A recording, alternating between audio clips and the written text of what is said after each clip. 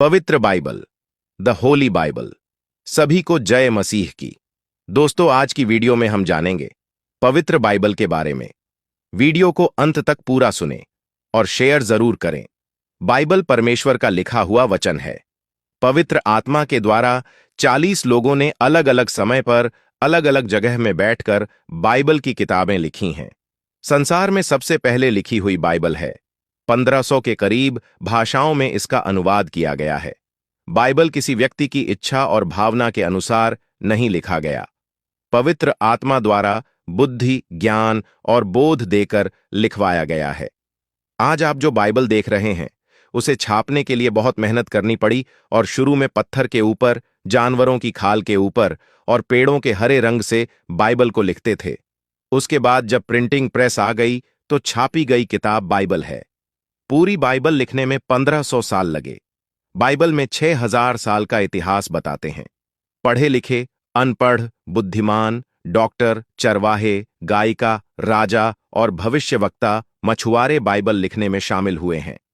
आम किताब एक बार पढ़ने से दोबारा पढ़ने का दिल नहीं करता, लेकिन बाइबल बार बार पढ़ने से हमारा आत्मिक ज्ञान बढ़ता जाता है और शांति और आनंद मिलता है। परमेश्वर को हमसे बातचीत करने का एक जरिया है। बाइबल पुराने समय पर जिन्होंने परमेश्वर पर विश्वास किया, उनके लिए प्रभु ने किया अद्भुत चमत्कार के बारे में बाइबल में बताते हैं। बाइबल में 2 भाग हैं, एक है पुराना नियम और दूसरा नया नियम। पुराना नियम में यीशु मसीह के आगमन के बारे में भविष्यवाणी की गई है। यीशु के जन्म होने से पहले के समय को बीसी कहा जाता है। ये पुराना नियम का समय है।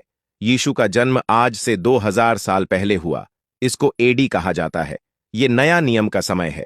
संसार का इतिहास यीशु मसीह के जन्म के द्वारा 2 भाग हो गया। पुराना नियम में उत्पत्ति मतलब आदम मनुष्य का इतिहास से लेकर यीशु मसीह के जन्म तक बताता है।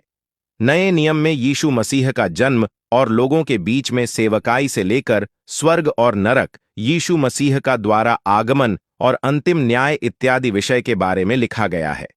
आप जब बाइबल पढ़ते हैं तो रोज नया नियम का एक आयत और पुराना नियम का एक आयत और भजन संहिता एक आयत आपने पढ़ना है।